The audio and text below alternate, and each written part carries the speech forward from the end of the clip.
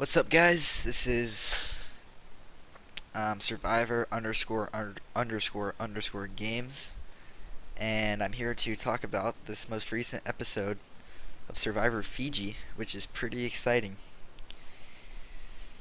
So, honestly, there's so much has happened within the last hour, maybe 2 hours, that I'm probably forgetting a ton of stuff in terms of what happened before the challenge, like after Tommy got voted off before the challenge. Like, there's probably a ton of stuff that happened there that I'm completely forgetting about oh gosh, that I'm completely forgetting about. But I can't do anything about that. So much has happened recently that's taken up my memory. So let's just get into this. So challenge happens. You know what? Maybe I can remember something. Let me just think. It's okay. Ravus, if they lose, they're gonna vote off Sophie. I think that was confirmed in between the vote and the challenge. And if Moto loses, um, we have that alliance of five versus Yule, Sean, Dan, and Ramona. And I have some stuff to correct about that, but I'll say that when I get to it. So we have the challenge. It's a new challenge, the country outline challenge. I actually love this challenge. It's super fun to post because it's like it's another one of those things that I'd probably suck at, but just watching other people do it, it's pretty fun. So another 5 to 4 challenge. That is insane. How many challenges come down to 1 point? It's like every single one of these is like that.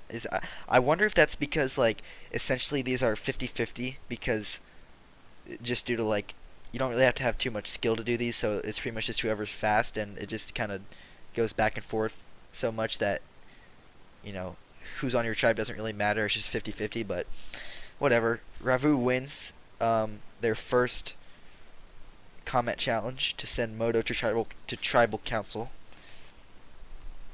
And this is what's going down at Moto. This is pretty crazy. So we have the queens. Here. Just to set the stage, here are the groups. We have the queens, which is Corinne, Alicia, and Hope. We have the friends, which are Yule, Sean, and Dan. We have this random person, Ramona, who's a past winner, but in this scenario, they are essentially just a random throwaway person that just landed on Moto. They're random.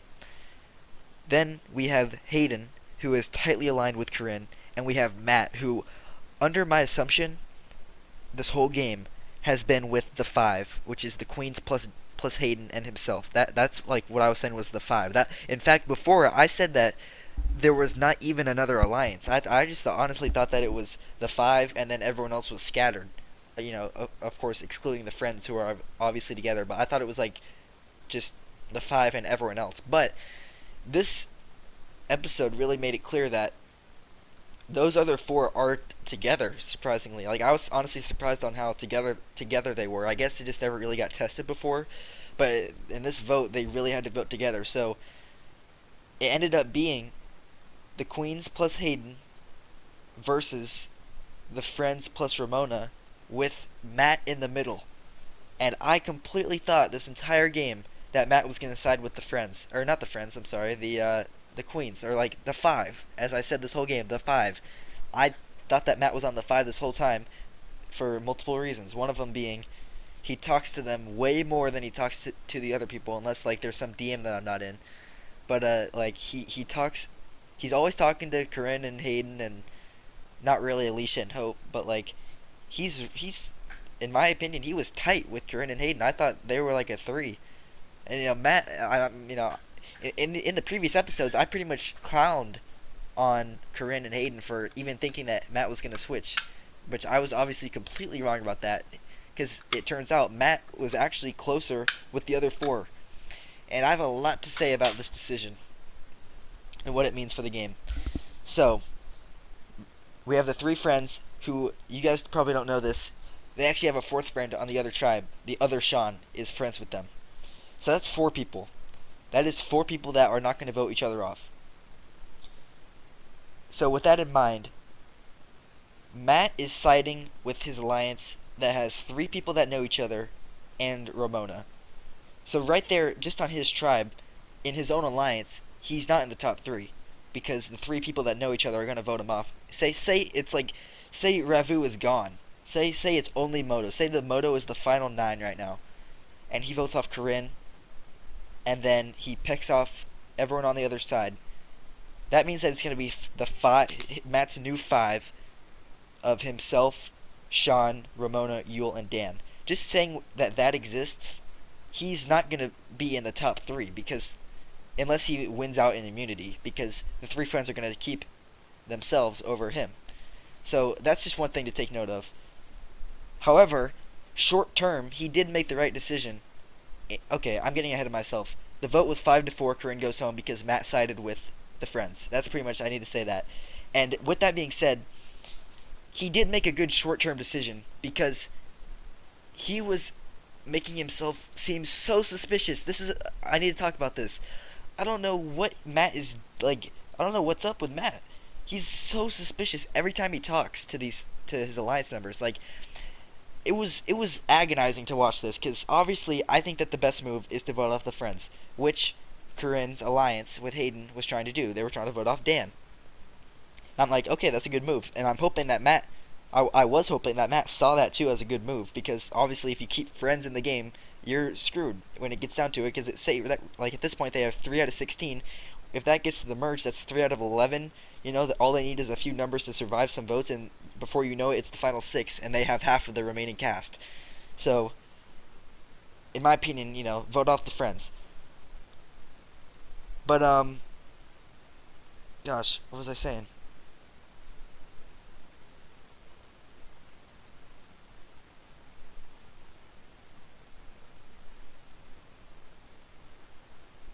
Oh yes, it was a good short-term move because, yeah, he was being so suspicious. Every time someone would say something in a chat, he would take minimum 30 seconds to respond, which seems, not that long, but you want the person to reply instantly, You want to get that instant reply. Matt was taking like 30 seconds per reply for no reason.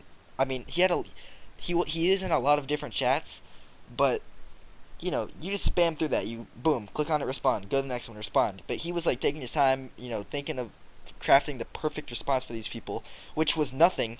Like he was saying nothing to these people, which I was getting annoyed at Matt. I was like, dude, I know you're good at this game, but like you're sucking right now. You're telling these people nothing. People are straight up asking you who should go home. Who do you want to go home? And he's like, oh, it's not up to me. He's saying like, oh, I don't know. What do you think? And people are like this is straight up. People are asking him over and over. Multiple people want to know. He's not saying anything to them, and I'm just annoyed because I'm like, Matt, they're gonna flip it all on you if you don't say a name. And like that's just ridiculous. He's not saying a single thing, and they would go in circles. His alliance chats would go in circles. He's talking to like the same person, and they're saying like, okay, are we gonna vote Dan or Alicia? Matt says like, oh, Alicia, and then the other person says, I'd rather vote off Dan. And then 2 minutes later, because Matt takes forever to respond, he'd come back and be like, okay, so it's Dan? Which, like, you don't answer that with a question. You either say, yes, I, I'd, I understand, but I'd rather vote Alicia, or I agree, let's vote Dan. You don't answer that with a question. You just say what you're going to do. But he just answers everything with a new question that opens up another conversation that, like, makes it to where the old conversation never gets ended. Like, everything he says leaves something up in the air that his alliance members end up not trusting him about. Because of that kind of gameplay, I guess he made the right move on voting out Corinne because Corinne and Hayden were suspicious of him, and they were probably going to vote him out in an upcoming tribal. So short term, he did make the right decision. However, he did leave himself with a group of friends who trust each other more than they trust him. So in the long term, yeah, that's a bad move. He's going to pay for that unless the friends get voted off. I guess that's what I have to say about that was pretty quick. I feel like I concisely kind of said exactly what I needed to say there. But I think that's what happened with Moto. At least, I mean, more happened, but up until Corinne gets voted off, I think that's all. I mean, other than this, there's more to say, I guess, about how poorly Matt handled that, but he was the swing vote. Like, that's the crazy thing about Survivor.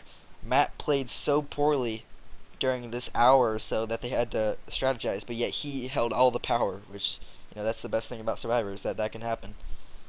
So, Matt makes the decision. He sends Corinne home, which I'm disappointed about. Obviously, Corinne is one of the better players to watch, because they actually kind of know what they're doing, but whatever.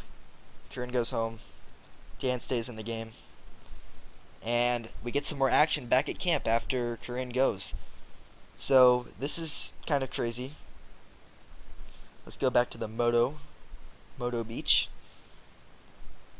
This is how it all starts. So Corinne goes home, and Corinne's friend, part of the Queens, who that was really a one-sided relationship. The Queens kind of all liked each other, or like at least Alicia and Hope both liked each other and Corinne.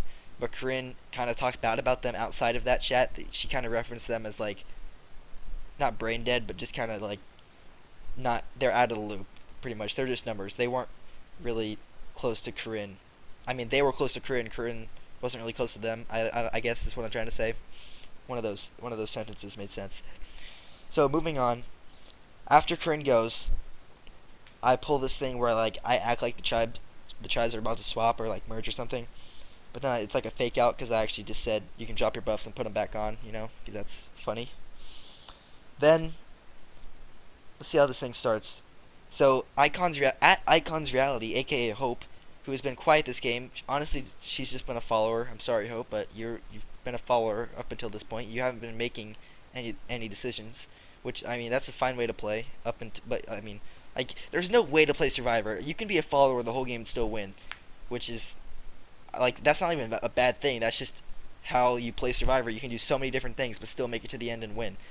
Survivor's all about getting to the end. You get to the end however you want, and based on how you played and the relationships you've made, that's what makes you win. It's not really how you played. It's just your relationships. That's what is important. So as long as Hope has relationships, she's playing the game. She doesn't have to be at the forefront of every strategic decision. That's just how Survivor works. Just wanted to make that clear. So Hope is about to expose Matt in the tribe chat. She says, "Matt, why did you flip? You wanted Sean R. or Yule out because they are IRL friends and made this big old deal, and Donnie too. Apparently all y'all know each other according to Matt." So that's what starts this. We have some counters. Yule counters this. Obviously what she's saying is true, but Yule counters this. He says he does like a little joke. He pretty much just calls it a silly, baseless accusation. A whole argument starts, and now Dan and Sean are chiming in. They're being pretty toxic. Obviously, if I was like, I don't know how toxic it would have to be in a game for me to be able to quit. Like, as long as I'm in the game, I'm not gonna quit. I don't know how toxic it would have to be, but apparently this got really toxic or too toxic for Hope, because she ends up quitting. I'm gonna go through the highlights of this argument. It's pretty much just people attacking Hope. It's pretty much Hope versus Sean, Dan, and Matt also comes in to defend himself. Pretty much just people are cursing at her, telling her to shut up. She's calling Matt a rat, and she's also saying that she's not mad. And then everyone else is like, yeah, right, you're definitely mad. Cry about it, Hope. She's sending GIFs. And then Dan starts sending like memes to trigger her. It's just stuff like that. Honestly, I don't know if that would have made me quit. I mean, it definitely wouldn't have made me quit, but it made her quit, so she's gone out of the game. She makes the game have 14 people left, which I previously said 14 people is going to be a tribe swap. So now the tribe swap happens. And I'll talk about the basics of the tribe swap right now, just because it's fresh on my mind. I've been reading these DMs. So pretty much, I'll flash on the screen right now what the new tribes are, just so I don't have to say it out loud. But it's New Ravu and New Moto. Obviously, those are going to be the new tribes.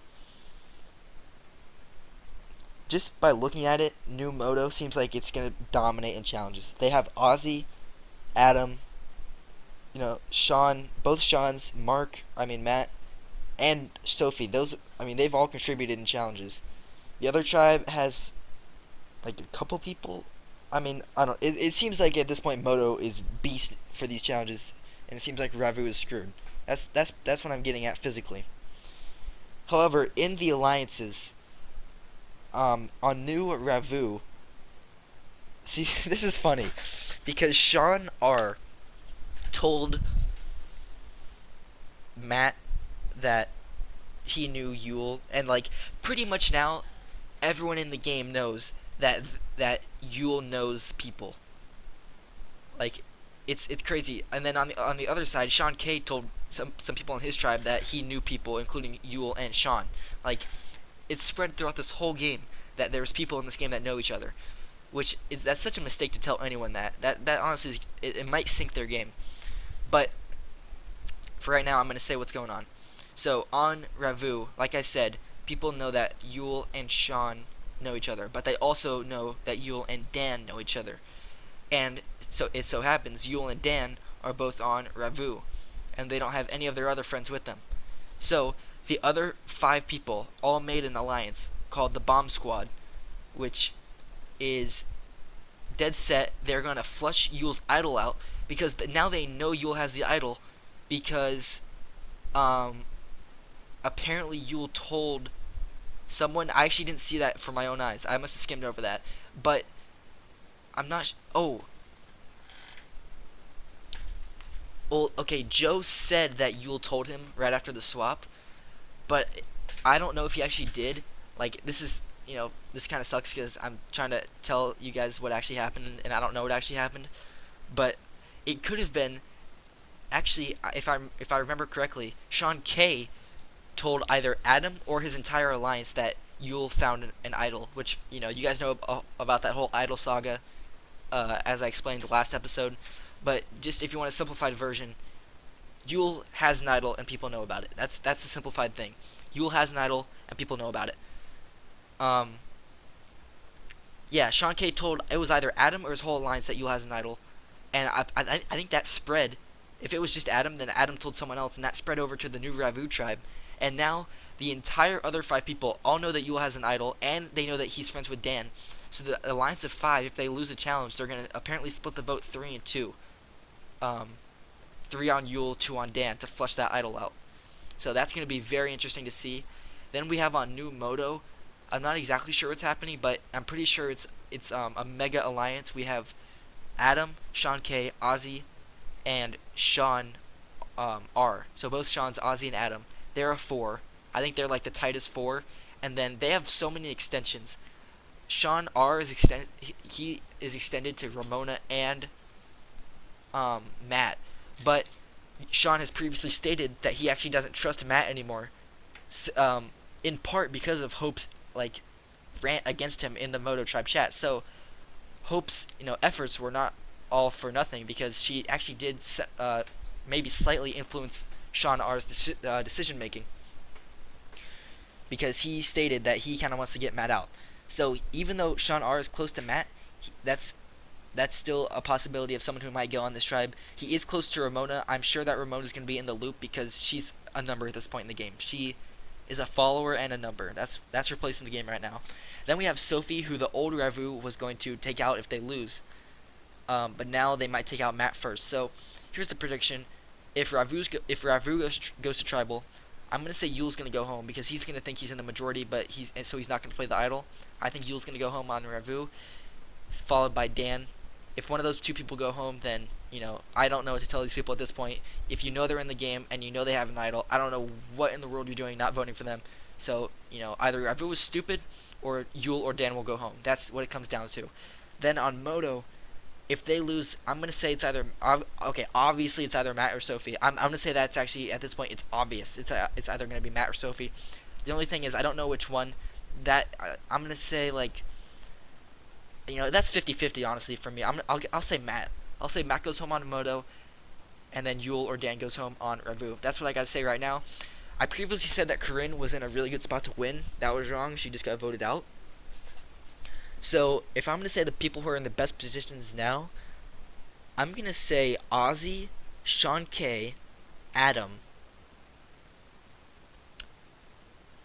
and those are the 3 dominators at this point, in my opinion. Those 3 people are dominating the game. They're in no position to go home. Maybe Ozzy might go home if the Alliance decides that they want to blindside a big player. so he could have that coming for him. I'm not sure yet. And as for some like risky picks that I have to go all the way, I'll say Hayden because he tries. He's a really hard worker. He he's not going to give up. He was on the bottom. The swap kind of saved him a little bit. So I think that he's kind of like one of those people that can get themselves out of a tough situation because he's willing to do anything. He's willing to throw people under the bus. He's willing to rat on people. He's one of those people. And but yet he's still trustable at the same time because he's pretty much you can trust him until you're against him. That's what I gotta say about Hayden. Um, I think Yule and Dan are screwed because Ravu's screwed as a tribe because they're weak, and then that, I mean, there's gonna be 3 challenges until the merge, so that's just a recipe for disaster for Dan and Yule. Other than that, I mean, I don't really see any other big players that might win this. Nick could win if the cards fall right. However, for Nick to win, dang, that's a tough one. Nick, I might be able to see Nick winning, but that'd be a weird win because he's just kind of in the middle of his own alliance. I mean, okay, honestly, if Yule and Dan go home, this whole game's up in the air because Yule and Dan, they are huge numbers for Sean K and his entire old Ravu alliance. Like, if all of them were to make the merge, obviously, one of the friends is gonna win. If all the friends make the merge, I'm gonna say one of the friends is gonna win, no doubt. But if one or two of them can go before the merge, this whole game's up in the air. Anyone could honestly win, and that's what I'm excited for. That's why I kind of want these friends to go because that's gonna make this whole thing so unpredictable for me. I'm not gonna have any idea who's gonna win this if the friends are gone, which that's so much more fun. If the friends are in the game, I pretty much know that they're gonna run it, which is so boring, especially because they're already friends. That is kind of like a stupid, like unfair advantage that they have, which I don't like. But I still let them play, so it's on me still. But yeah, I want Yule and Dan to go home. That would open up this game a ton. I'm excited for that. Happy with how the tribe divisions worked out. Completely random, but based on right now, it seems like Yule and Dan are screwed. Yeah, let's see how it goes. I'll see you guys next time. Peace.